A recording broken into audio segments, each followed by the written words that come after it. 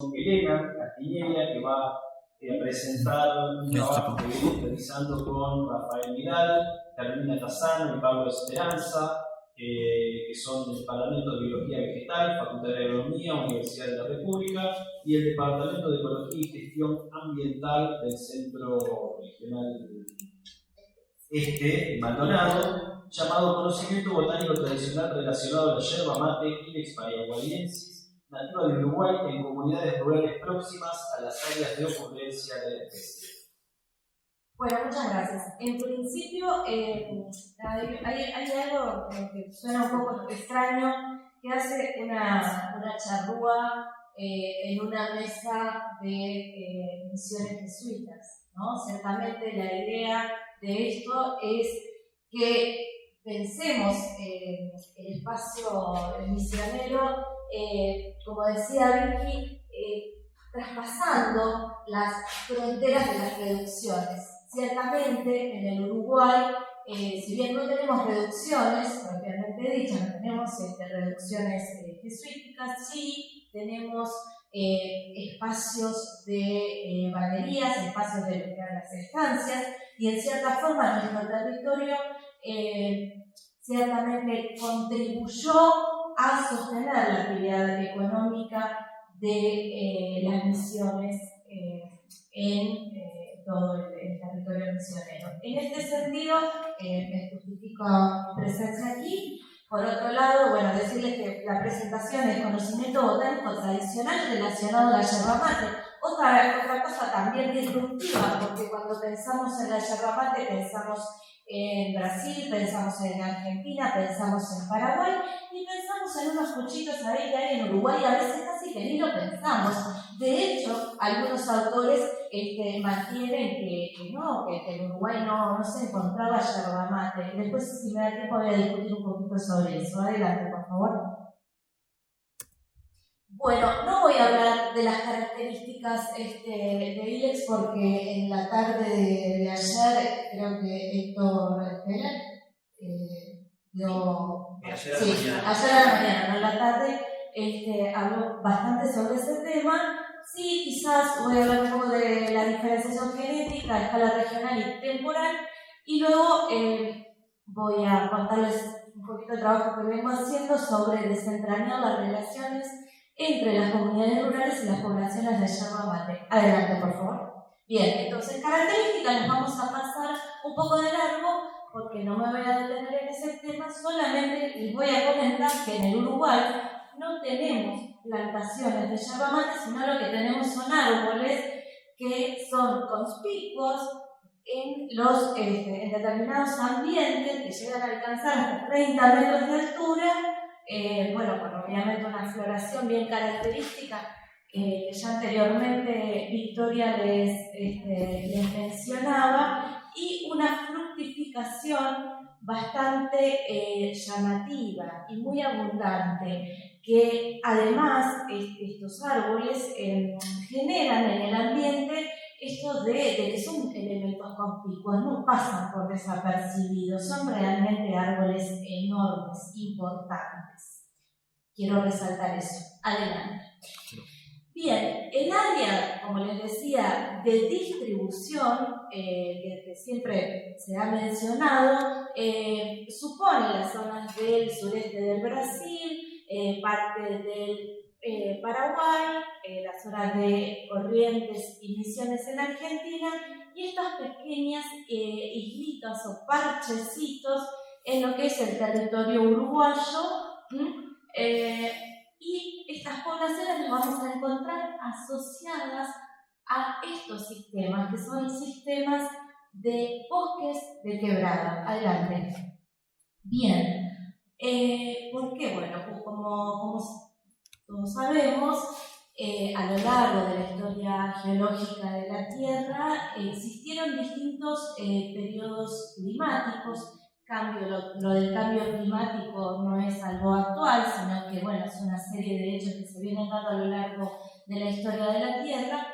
Y ciertamente en el Cuaternario se da una expansión hacia lo que es la zona sur del continente americano, de la flora boscosa tropical y subtropical, ¿sí? Ahora bien,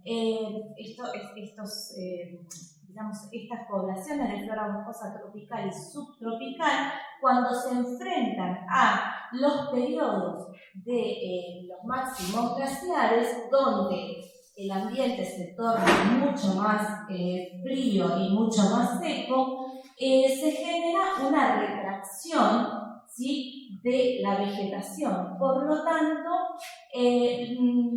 las poblaciones se acotan a las zonas donde mantienen esa temperatura, y en el Uruguay han quedado este tipo de ambientes boscosos del tipo tropical y subtropical en lo que nosotros le llamaríamos áreas de refugio de la flora subtropical o áreas de refugio pleistocénico.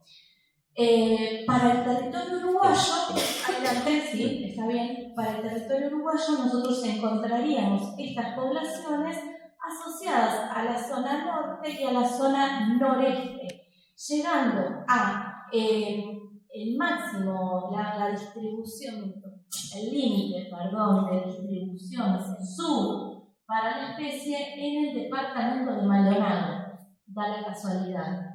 Bien, en estos ambientes, como les decía, estudios recientes sobre la estructura geográfica de la variabilidad genética en otras poblaciones como turneras hioides, Eugenio uniflora, tienen un patrón bastante similar al de distribución, una estructura genética y una estructura poblacional bastante similar, asociada a estas zonas de refugio pleistocénicos, que mantienen un microclima y una característica bastante óptima para que estas poblaciones logren sobrevivir a la hostilidad de un ambiente que ya no es tan, tan cálido. ¿Sí? Adelante. Bien, con el grupo de investigación que por suerte me tocó trabajar, somos un equipo multidisciplinario integrado por agrónomos, biólogos de distintas ramas, desde la rama de la genética, la botánica y la etnobotánica también, pero en el caso de los compañeros agrónomos que trabajan en la parte genética, ellos lo que encontraron es que las poblaciones del Uruguay presentan una alta diferenciación genética, no solamente con las poblaciones de las áreas núcleo correspondientes a las zonas sur del Brasil, sino que también altamente diferenciadas entre sí. Esto es un artículo reciente que hicieron los compañeros con marcadores de microsatélites, eso es, fragmentos de ADN mitocondrial para detectar grados de parentesco, y ciertamente lo que encontramos fue una alta diferenciación genética en las poblaciones. Acá lo que observamos en este gráfico es un cromatograma donde tenemos la intensidad que está relacionada con esos fragmentos de ADN que se encuentran o que se repiten y que corresponden a alelos específicos. Cuando nosotros estudiamos adelante las características de las poblaciones que se encuentran en los departamentos de Tacuarembó, que no lo dije, yo no sé cómo, si ustedes saben que nosotros nos dividimos en departamentos, ¿no? Entonces, cuando estudiamos las poblaciones que encontramos en la Gruta de los Helechos en Tacuarembó, en el departamento de Cerro Largo, en la Quebrada de los Cuervos en el departamento del 33, en La Valleja y en la zona de Aruá, en Maldonado, todos además son unos sitios muy interesantes para ir a visitar y a conocer porque son realmente maravillosos. Ya pasó el dato. Encontramos que existe una alta diversidad genética. Esto es, se analizó el germoplasma, o sea, el material genético de estas poblaciones, y lo que pudimos detectar es que los genomas se encontraban muy diferenciados de lo que era la población de Río Grande del Sur, del norte del Río Negro y al sureste del Uruguay. O sea, están asociados también a lo que sería la cuchilla de Aedo y la cuchilla grande. Esta diferenciación genética que encontramos en las poblaciones de yerba mate nos están indicando que existe una baja dispersión. Me olvidé de mencionarles, por si no lo recuerdan, de lo que explicó Keller, que la yerba mate es una especie dioica, o sea, tiene individuos pie macho y pies hembra, por lo tanto necesitan cruzarse, y esta baja dispersión genera un flujo génico muy restringido, lo que me va a estar hablando de una larga historia de aislación. Estamos hablando de que son poblaciones que por lo menos desde la última glaciación se encuentran diferenciadas. Adelante. Ahora, ¿qué tiene que ver esto con la etnobotánica? Bueno, es un tema. En Uruguay somos los consumidores mayores de yerba mate. Consumimos alrededor de 6 a 8 kilos per cápita. Por lo tanto, a nivel regional somos los mayores consumidores. A pesar de eso, no somos un país productor. Y a pesar de eso, tenemos poblaciones naturales de yerba mate. Y para seguir avanzando en el tema, quisimos desentrañar si existía conocimiento tradicional entre las comunidades rurales que vivían próximas a las áreas de tiempo de ocurrencia bien, bajo la mitad más o menos. Ok. Queríamos observar si existía conocimiento tradicional entre las comunidades rurales próximas a las áreas de ocurrencia de las poblaciones de yerba mate nativa en el Uruguay. Queríamos detectar si existían conocimientos, si la gente lograba reconocer a las plantas de yerba mate. Bien, por otro lado, la bibliografía, bueno, como un poco el mensaje del inicio, ¿no? que el sistema reduccional jesuita llevó a formar una red conectada por diversas vías de comunicación terrestre y fluvial, rinconadas, estancias, yerbales, algodonales, además de las fuentes de aprovisionamiento de materia prima, como canteras de piedra y arcillas, a las que se sumaron los bosques nativos utilizados. Con esta idea fue que, yo obtuve el permiso para estar acá. Bien, adelante.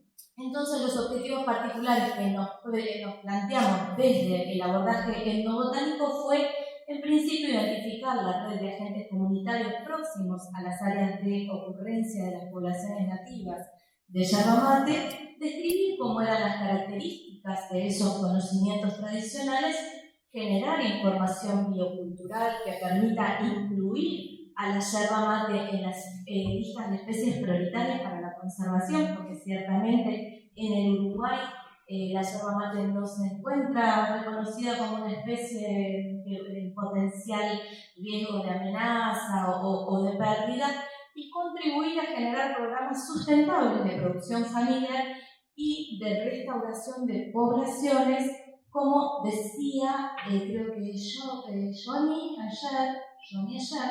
ayer, como de acuerdo social.